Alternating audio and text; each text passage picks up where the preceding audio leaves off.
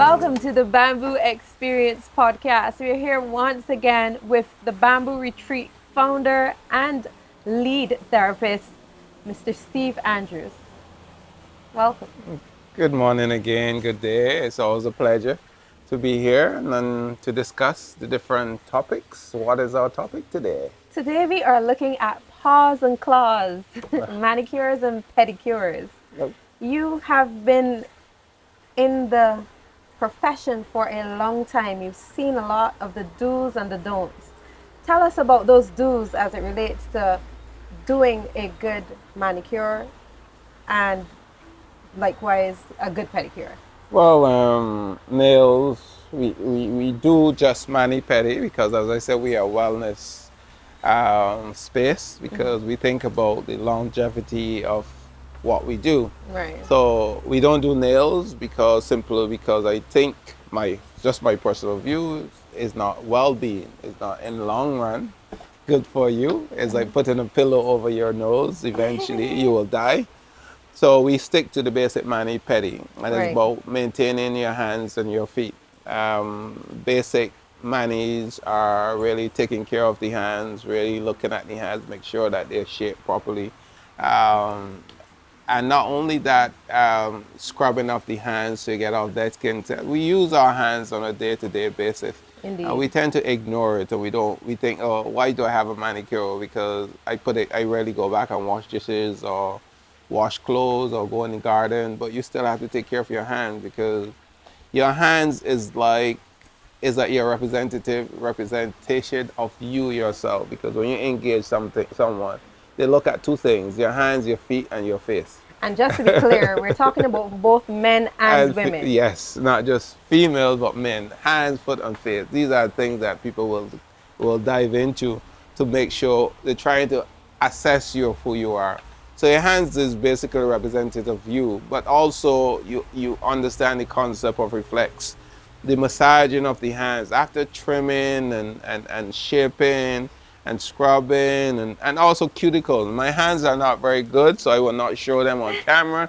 I'm not a very good example today, so I will not show them on camera. Oh, stop. But it's really about pushing back your cuticles, making sure your cuticles are healthy. Yes. All of that will stop you from getting fungus or damage of the cuticles, will help to protect your hands. So a lot of people don't pay attention to the protection of their cuticles. So in terms of having a manicure, that's what manicure is all about, to protect your hands from damaging and stuff like that. When we dive into pedicure, pedicure is a little more different and a little difficult. I think most of us go and we do nail classes, and we don't really, and because you do nail classes, naturally pedicure comes in. And we basically say that the idea of doing a pedicure is painting your nails and scrubbing your feet, and that's it. But pedicure is so much more than that. And when you think about it, you walk on your feet every day, whether with shoes or without shoes. The body creates dead skin cells on a day-to-day basis, which is shed itself, and nothing more. The feet is one of those things. And when you understand the structure on and how do you do a pedicure, or the treatment of pedicures, you will see that why the importance of pedicure. Like persons that suffer from diabetes and stuff like that, I know that they say, okay, they are very careful, which they should be very careful in terms of having diabetes and having pedicures, because you don't want to cut someone, because any kind of abrasions or anything is easy to develop into inflammation, or if it is inflammation, you know what the risks are when it comes to pedicure. But I don't think the risk is as great as sometimes we put it. You just have to be extra careful when someone is suffering from diabetes. Make sure that you don't cut the person. So that's why when people are suffering with diabetes, you don't want to use the graters. Like people use graters on their feet. You should not be using graters on your feet. So these are some of the things that you should not be, if you go and have a pedicure and you're having diabetes, no graters. Because when you use the graters, when you use the razors, all of those things are cutting the skin itself.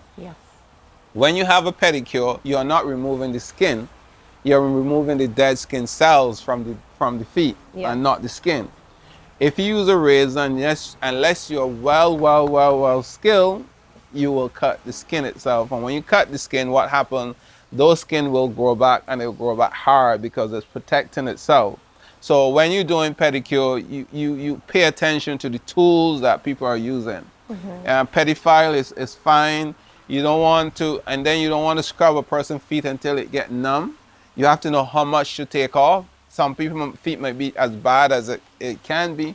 You have to say to them, this is as much I think I should take off. When you come back, you should come back in a week or two, and I will continue. Because if you take off all of that dead skin cells, what happens? The feet can be very numb after, and you are just causing just as much problem of removing the dead skin cells as that.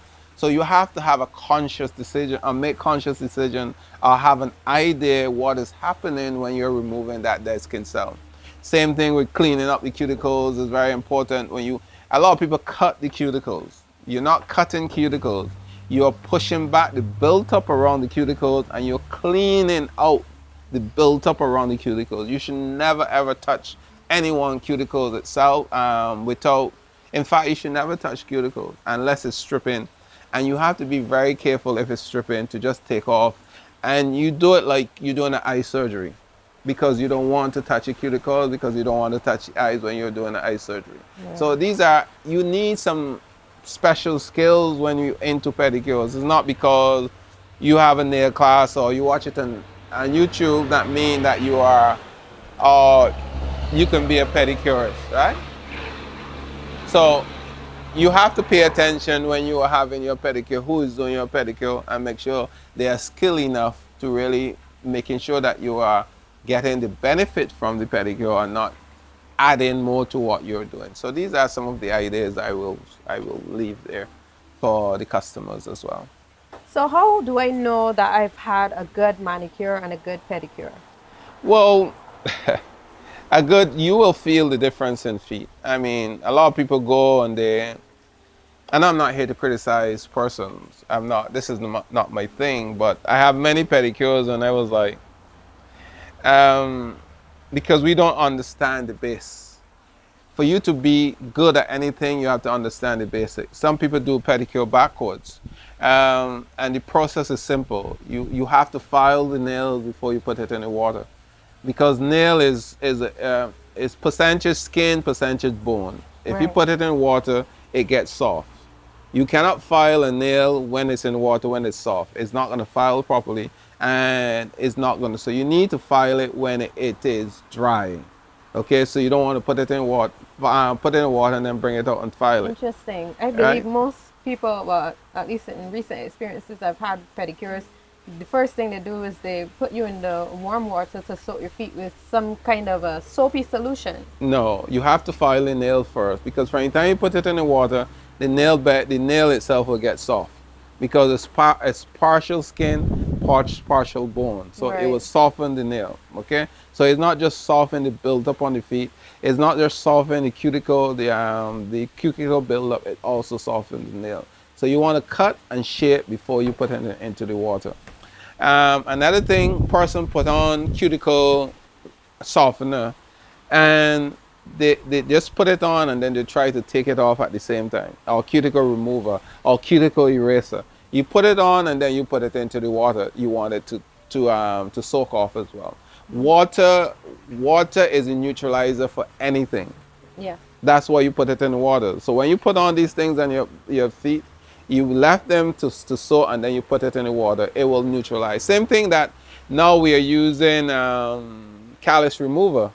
A lot of people put callus remover on the feet, and they want to scrub it off immediately when you must give it some time to work, whether 30 seconds to 2 minutes, and then you neutralize it. You put it in water, you remove it, and then you take it off. These are basic things that we have to work on. Can we touch a little bit on the products that people use? Are there, because I have a friend, a very best friend, who has an aversion to most of the synthetic products that are used in makeup and so on.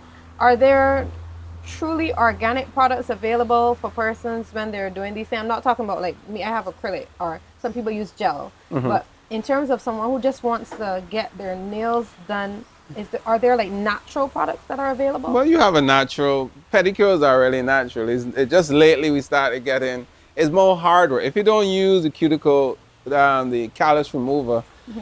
you sort the feet. Naturally when you sort the feet, because you're removing dead skin cells, Yeah. the dead skin cells will soften. And the tools that you have, the pediphiles, will be able to break that down. But now we are trying to, now the industry become a little bit more modern. We don't want to work that hard anymore, so we will use the callus remover. There are lots of natural product that you can use. In fact, I can create a whole line of natural products for pedicures Hmm. because the scrub that you use, I can use brown sugar and my ingredients that I use because we make a lots of our product. That's another thing that we do here. We make a lots of our product because when we understand how the body works and how product works, and then we infuse those two, we get the benefit that we are looking for. Hmm. So we make products that will help in the spa and to make sure we are natural environment and our product line, because when you come in here you see lots of things that we don't do. We don't have lots of machines that do the things that and machines are easy to get. You get machines and you spend 2 days learning how to use them. Yeah. But what we are trying to do is to maintain. You remember we start our first session, we talk about natural and maintaining and helping you to Yeah. use. It takes a little bit longer, but you get the benefits that you're looking for. So yes, I know we are in a fast food world. Microwave age. Yes, but we still want to make sure that we're still doing things that helps you to maintain who you are as a person, because it's longevity, because we are about well-being and wellness itself. What about persons who are not necessarily diabetic, but let's say they're in their later years? How often should someone in that age group, let's say 70 plus, should they be getting manicures and pedicures as well? Well, pedicures are good for persons in what I call the golden age. Yeah. Simply because the at that stage your reproduction of skin is longer. So you get a more breakdown in the skin than production of the skin. Hmm. So you should be more often. Also, it helps you to figure out if you have any abrasions or anything on your feet. That pedicure should be able to pick that up and say, well, you have an abrasion here, Hmm. you have a little cut here, you need to pair those. So it helps you as well, because you don't see these things because it's not a lot of older persons have the time or could look at the The bottom of their feet. flexibility. Right. Yeah. So it helps them as well. But the most important part is that massage on the feet itself. Because a good pedicure, you never have a good pedicure if you don't have a good massage on it. On the Is feet. that, yes, that massage helps to stimulate all the organs in their body as well, because you're Indeed. right, so you're massaging, so that relaxation feeling, it helps them as well, so it motivates or stimulate themselves, if you want to put it that way. Hmm. So I think that's another tool for the persons that don't like massages or cannot afford a massage. Pedicure is also a nice thing for those persons as well. You really help them to take care of their feet because they cannot see between their toes if there's any crack. We will make sure we inspect that to make sure those things are not there. So we help too. So and all of our pedicure treatments start with the tea tree oil. So any bacteria on the feet will help to kill that as well too. So our oils that we're using is infused with tea tree oil, and if you know the powers of tea tree, it helps on the feet as well too. Can we go into some more detail about those massages that should be coming with pedicures? I know a lot of persons watching might be thinking my nail tech is cheating me out of a good foot massage because all I get, or not just, I'm not speaking of me personally, but some persons may think, when I go to get a pedicure, I get my feet scrubbed and my toes painted over and a nice new polish, but this massage part of it, tell me some more about what it is that they might be missing out on. The massage is a very important part of your pedicure because, as I said, the feet, you're on your feet every day. Is a stimulation of the feet, all of those tightness built up. So after you clean that, and you should massage from the feet all the way up to the knee. The calf muscles is always tight, so you get a good massage. So you shouldn't And be wearing any long jeans when you go for no, your you want pedicure. to make sure you get that benefit of your massage. In fact, when you get a massage from the bamboo retreat, we make sure we go all the way up to the knees and massage your feet and all of that. So it gives you that stimulants. The feet, all the nerve of the body pass, your hands, your feet, your ears, ends in those areas. So it's basically stimulate the entire body. And most people fall asleep on our pedicure chairs. I mean, you can see people come and they just fall asleep Wow. because of that wonderful experience that they have. And it's like a wow feeling, a wow experience. That's what we do when we do pedicures. This is why you're the guru, because your knowledge is so vast. And I think for us as individuals, we don't spend enough time learning about our bodies. We don't really understand how our bodies work. The fact that you just iterated with respect to the connection of all of your organs and your nerves and so on in your feet, it means that a pedicure is not something you should do once in a while. You should do them on a Yes, pretty regular. How often should you get a pedicure? well, we pedicures are once a month treatment. The skin take what 28 days to shed.